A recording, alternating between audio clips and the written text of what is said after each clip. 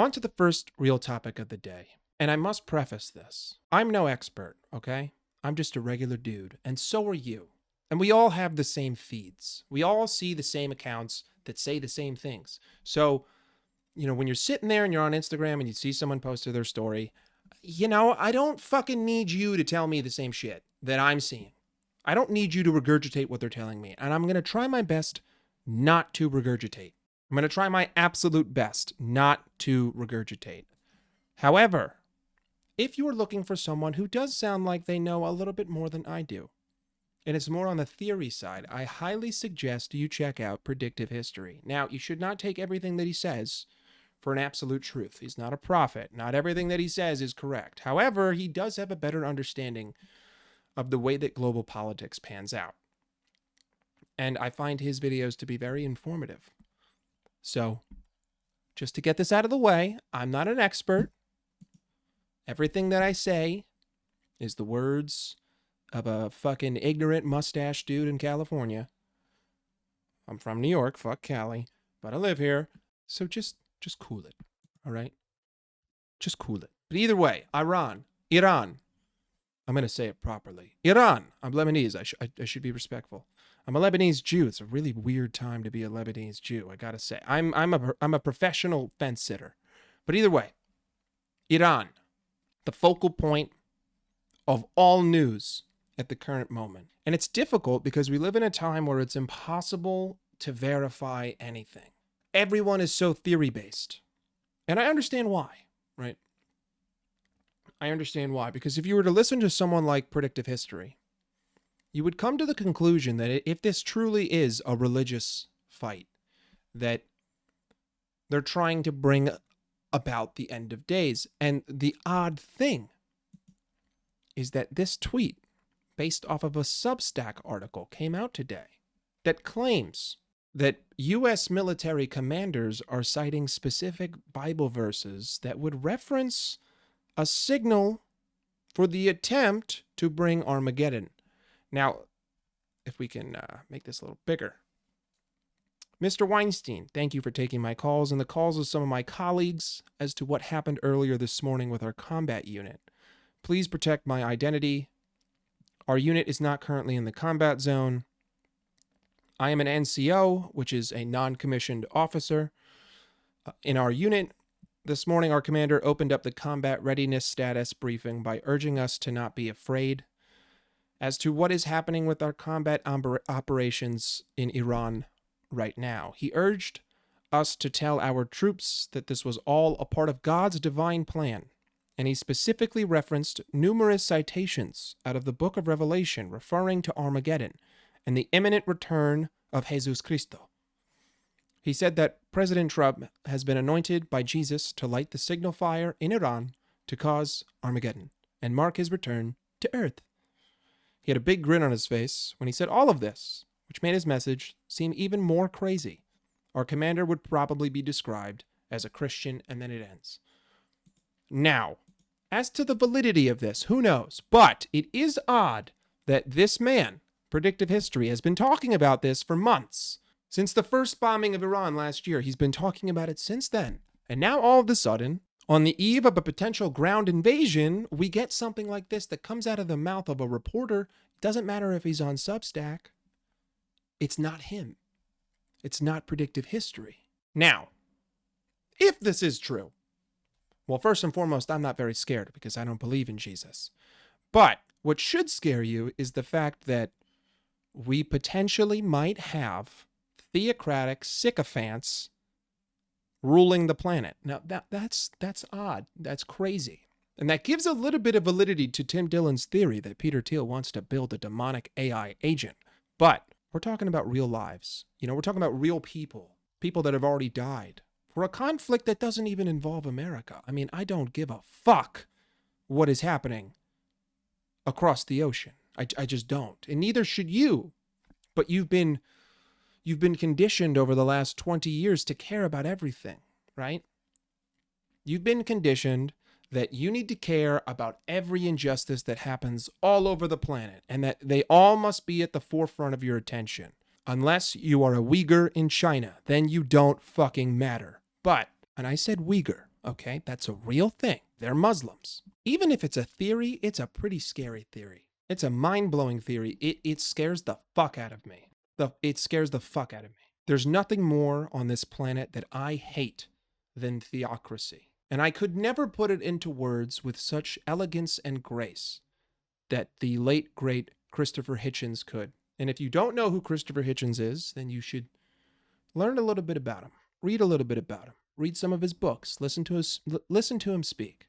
Now, I don't fully agree with all of his takes on religion, but I do agree with his takes on the establishment of religion, the establishment of power in religion. And it's scary to think that our head of the Department of War is also an evangelical sycophant. He is a psycho with religious tattoos all over his body. He might believe himself to be a crusader. I mean, this could legit be Trump thinking that he is a crusader. You guys ever seen Kingdom of Heaven with Orlando Bloom? Trump thinks he's Orlando Bloom. That's what he believes. He thinks he must save the city of Jerusalem, which is scary because no one in America should give a fuck about Jerusalem. No one. If you live in America, you don't live in Jerusalem. Why do you care? It's just like how no one in LA should give a shit about the local policies of Birmingham, Alabama. I don't live in Birmingham, Alabama. Let the people in Birmingham, Alabama figure it the fuck out. Now, that has more validity than Jerusalem, but the point remains the same. We're being fed a narrative to let people voluntarily carry out the potentially sadistic plans of an elite few. Remember, guys, we don't have conscription in this country. Like, every person in our armed forces is there voluntarily. Every person. Not a single human being has been drafted. It's not like Israel, where you are required to serve. And they're not the only country that does that. But you are not required to serve in America. So these are all volunteers. What's funny is that if we were to boil life down into something super simple, every soldier in America could just tell Trump to fuck off. I'm not going. I don't care. Every drone operator, every general, every Marine grunt, every cook, every mechanic, every soldier could just say no. And what are they going to do? What are they going to do? What could you do in that situation? Not much. You're fucked. You're kaput. And if we genuinely are considering a ground invasion, that's what I would say. I would say that the answer would be full-fledged mutiny because the leaders have lost their mind. But this is different. This is not the same. Because this is a theory, and because it's a theory, it's speculation. Because it's speculation, we can't talk about it like it's fact. Even though it turns out that a lot of speculation, Jeffrey, has turned out to be fact. But what we're seeing is a man who ran on the concept of America first, nationalism, right? One of his pillars, national identity. Throw that out the window and say, fuck America. Because that's what we're doing. There is no imminent threat to America or American lives. None. Not a single one. Unless there are Americans in the Middle East, which you're there by choice, because you're a citizen. You can come back to America whenever. It's not our problem, you know? Respectfully, I mean, I don't give a fuck about like 99% of the things going on in other countries. I just don't. Outside of Premier League soccer, the rest of the world means nothing to me. And that's a fine stance to have. It's not insane. It's not my job to care. I'm a regular guy. I don't hold public office. And you've already heard enough from everyone else about all the different theories between our government and Israel's.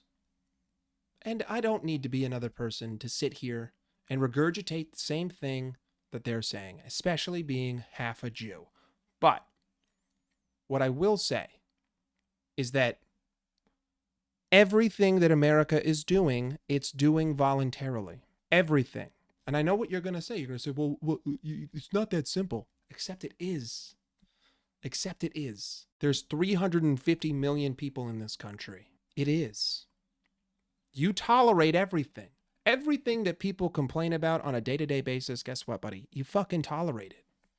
So do I. I'm a hypocrite, which is why politics, they bore me now, because what am I going to do? I'm not going to be the martyr, but I'll get behind one for sure. 100%. I won't be the one to throw the first stone. But if I see you throw one, I'll pick up the next and I'll chuck it too.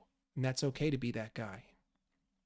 Not everyone was born to be Martin Luther King. But that being said, everyone's doing this voluntarily. No one has a gun to their head. Everyone in our armed forces is there of their own free will. And if you really wanted to, you could all just say no. You could all just say no.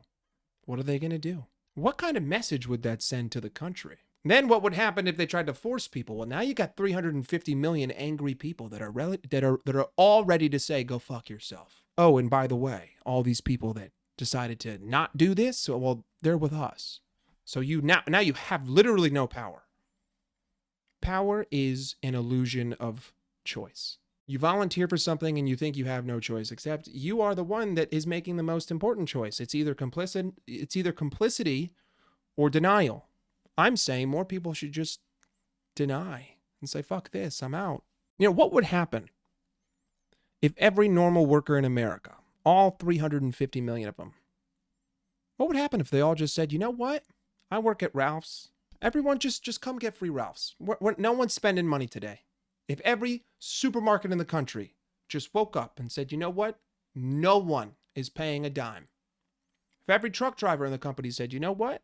No load is making it to its destination. If every single person protested and just helped every other regular person, we would have drastic change overnight because the system would crumple. And of course there would be a lapse and there would be downtime, but that sometimes that's what you need, you know? When the French Revolution happened, do you think that things were beautiful the first couple days? Either way, I'm digressing way too far now. But I do find it crazy because things are going so fucking poorly for the right side of the aisle, and that does not make me a left side of the aisle. I hate both fucking sides. But things are so poor that you got people like Nick Fuentes telling me he's going to vote for a Democrat in 2028. Guys, do you understand the timeline that we're in right now? We have the most right people that you can think of say, I'm going to vote Democrat.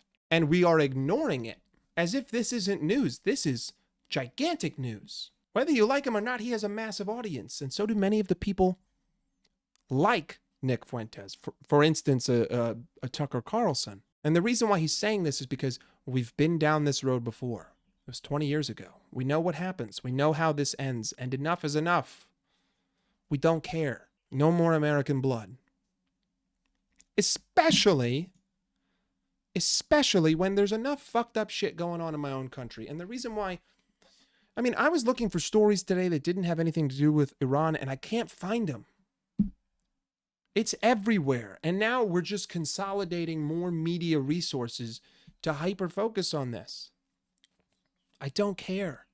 Again, I care more about the cost of my eggs. I care more about how pure my shower water is. I care more about the potential mold in my apartment. I care more about pesticides, glyphosate, cancer. I don't care about Iran. I don't care about the Middle East. I don't care about Israel. I don't care about Turkey or Afghanistan or Saudi Arabia or Qatar or any other fucking country on the planet. And that's how you should feel too. However, I'm not going to fall into this trap of thinking, oh, if I just vote the other way, this wouldn't have happened. No, I find that's a fallacy. Either way, this was going to happen, and we all know why it probably is, and it has to do with a certain set of files and potentially leverage. But again, Palantir, this is all speculation, and I am a Jew, and I will remind you again that I am Jewish, okay? I am Jewish, Palantir. I am Jewish. But that's enough on Iran.